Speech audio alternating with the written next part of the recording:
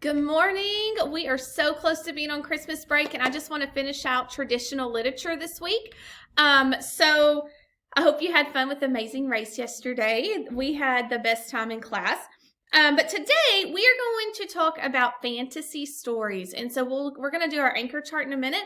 So we've talked about fairy tales, we've talked about myths and legends, and today we're going to talk about fantasy stories. So the story I'm going to read you is not a Christmas one. And it sounds kind of scary and weird, but last year, once we started reading it, the kids loved it. It's kind of a longer book, so just kind of hang in there and listen till the end, but it's really good. This book is called The Wolves in the Walls.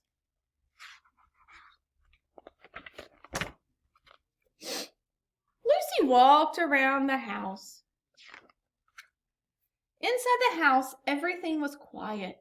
Her mother was putting homemade jam into pots.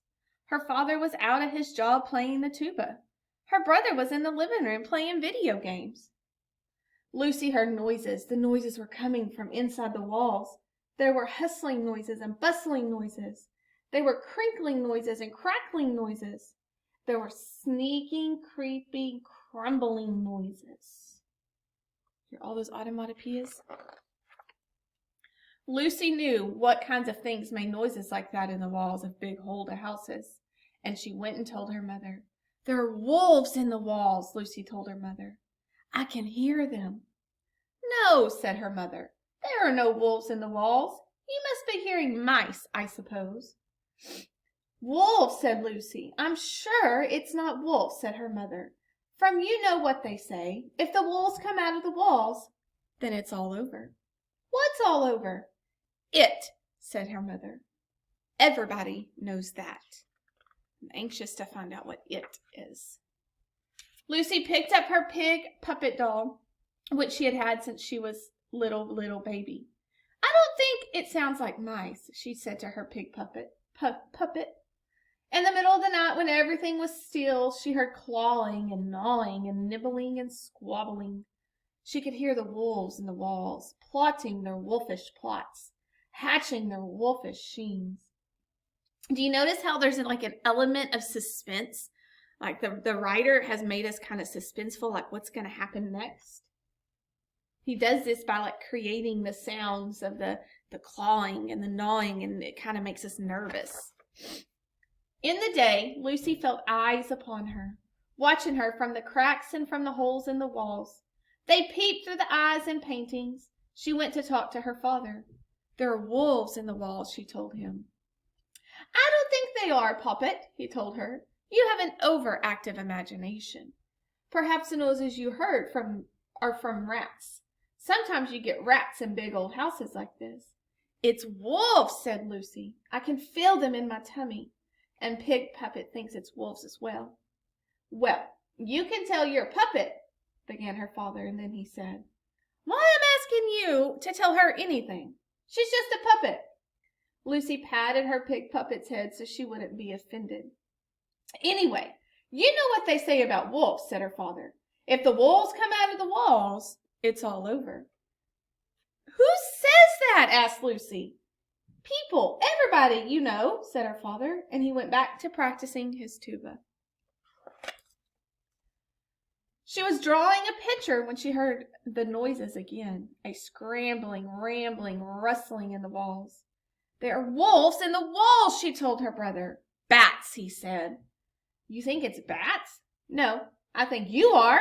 And he laughed for a long time at his own joke, although it had not been a particularly good one. I am not bats, said Lucy. I'm telling you, there are wolves in the walls. Firstly, there are no wolves in this part of the world, he told her. Secondly, wolves don't live in walls, only mice and rats and bats and things. Thirdly, if the wolves come out of the wall, it's all over. Who says? Asked Lucy. Mr. Wilson at my school. He teaches about wolves and things. And how does he know? Asked Lucy. Everybody knows, said his brother, and he went back to doing his work. It says Lucy tells everyone, but no one believes her. Why do they react that way? Why do you think they just kind of ignore her and blow her off And also, they keep saying, if the wolves come out, it's all over. Why do you think the author's using that repetition in that in this book? Yeah, I think he's like really trying to emphasize like it's over, but nobody knows it is yet. The next day, the noises were louder. We have to do something about those mice, said her mother. Pesky rats, said her father. I'll call someone up about them in the morning. It's bats, I know it is, said her brother happily. I shall ensure that I sleep with my neck exposed tonight. In the case of them, it's a vampire bat. Then, if it bites me, I shall be able to fly and sleep in a coffin and never have to go to school in the daytime again. But Lucy did not think it was mice or rats or bats. She shook her head at this sad display of ignorance. Then she cleaned her teeth and she kissed her mother and father and she took herself off to bed. The old house made no noises that night. I don't like it, Lucy told her pig puppet. It's too quiet. But soon enough she closed her eyes and she was fast asleep. In the middle of the night there was a howling and a yowling and a bumping and a thumping, and the wolves came out of the walls. Oh no, said Lucy's mother. The wolves are coming out of the walls, shouted Lucy's father, picking her up and running down the stairs with her and his best tuba in his arms. It's all over, shouted her brother as he fled down the stairs. The family went out the back door and into the garden. They huddled at the bottom of the garden that night. The lights were on in every room of their house, and back in the house they knew the wolves were watching their television and eating their food from the family's pantry and dancing wolfish dances up the stairs and down again. We should go live in the Arctic Circle, said Lucy's father, where the houses are made with walls of ice and snow and there's nothing but polar bears and seals for hundreds of miles. When the wolves come out of the walls, there's nothing else you can do. Said Lucy. We must go live in the Sahara Desert, said her mother, where the walls are colored tent silks that flap in the hot wind, and there's nothing but camels and desert foxes for thousands of miles. Bleh, said Lucy. I think we should go and live in outer space, said her brother. We could live in an orbiting space station with metal walls with lights on them that blink and flash and nothing but foozles and squoozles for billions of miles. What are foozles and squoozles? Asked Lucy. Outer space things, he told her. They have lots of legs except for the squoozles who don't have any legs at all, but they're friendly enough. I don't want to live anywhere that isn't my house, said Lucy, and I've left my pig puppet behind. We can get you a new one wherever we're going, said her mother. Now, let's try to sleep. It was chilly at the bottom of the garden, and Lucy missed her pig puppet. Shall we be alone in that house with the wolves, she thought. They could be dreadful things to her. So Lucy crept back up the garden, quieter than any mouse. She slipped up the back steps and through the back door and into the house. Lucy was standing there in the little hall at the back of the house when she heard some wolves coming down the stairs. They had been eating jam and toast in front of the television and were coming back for more. Where could she go? What could she do? Quick as the flick of the wing of a bat, Lucy slipped into the wall. She crept through the house on the inside, through the downstairs, up the middle, and into the wall of her bedroom. What do you think about her decision to go back in? Do you think that was smart of her? Was that scary of her? There was a huge wolf, fat as anything, asleep on her bed. He was wearing her socks, 2 on his back paws and 1 on his ear and 1 on the tip of his tail. He was snoring very loudly. Lucy pushed open the picture that hung over her bed and she climbed down. Carefully, quietly, and she picked up the pig puppet from the floor and gave her a hug. Snorkel snurk, snored the wolf, fast asleep. Quiet as a shadow, Lucy climbed up to the top of her old doll's house, and from there to the top of a chest of drawers, and from there to the mantelpiece, and behind the picture and back into the walls. It's kind of nice in the walls, she thought. I was worried sick about you, she told Pig Puppet, and she squeezed her very tightly. Through the walls crept Lucy and back into the garden. Where have you been? They asked her. I had to go get my Pig Puppet. I told you I would have bought you a new one, said her mother. One that was pink and new and not going gray. That's why I want my Pig Puppet, said Lucy, and she went back to sleep, cuddling her pig. The next morning, Lucy's mother went to work, and Lucy's brother went to school, and Lucy and her father sat down at the bottom of the garden. He practiced his tuba and read travel brochures. We could go and live on a desert island, her father told them all that evening, over a dinner of hamburgers and french fries and little apple pies with astonishingly hot noodles, which Lucy's mothers had brought for them when she got back from work. We could live in a grass hut with grass walls on an island in the middle of the sea, with nothing but goats on the island and nothing but fishes in the sea. We could live in a hot air balloon, said her mother. We could live in a tree house at the top of a very tall tree, said her brother. Or we could go back and live in our house again, said Lucy. Lucy seems like a very practical thinker, like she's the most, makes sense thinker. What? Said her father. What? Said her mother. What? Said her brother. What? Said the Queen of Militia, who dropped by to help her with the gardening.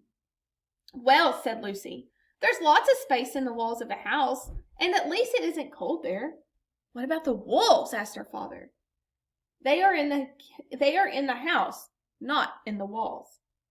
Lucy's mother and father and brother grumbled and frowned. Still, none of them wanted to spend another sleeping at the bottom of the garden. They tried sleeping in the shed, but it smelled too much of lawnmowers and of the fertilizer used for the rebarb. So they crept back up the steps, through the back door, in the back hall, and into the walls. We must be very quiet, said Lucy. But the wolves were making such a noise that no one could have heard them anyway. Do you notice how it got smaller and smaller and smaller? That's because he was trying to emphasize how quiet they had to be. The family crept through the walls of the house, peeking out through the eye holes of paintings and through the cracks of things. There were wolves watching television and eating popcorn. They had turned the television up as loud as it would go, and they had spilled popcorn all over the floor, where it stuck to the unfinished slices of toast and jam. There were wolves dashing up the stairs. There were wolves sliding down the banisters. Some of the wolves had put on their family's nicest clothes, and they had made big holes in the back of them for their tails. The family went to sleep in the walls. In the middle of the night, something woke them up. The wolves were having a party. They were singing and dancing and telling jokes. One of the wolves was playing her brother's video game and was beating all the high scores. Two of the youngest pack of wolves had gotten to the pots of Lucy's mother's homemade jam and were eating it straight from this pot and smearing it onto the walls. The biggest, fattest wolf of all was playing an old wolf melody on Lucy's father's second best tuba. My jam, my walls, said Lucy's mother. My video game high score, said Lucy's brother. My second best tuba, said her father. Right, I've had enough, said Lucy. There wasn't much in the space between the walls, just an old broken chair.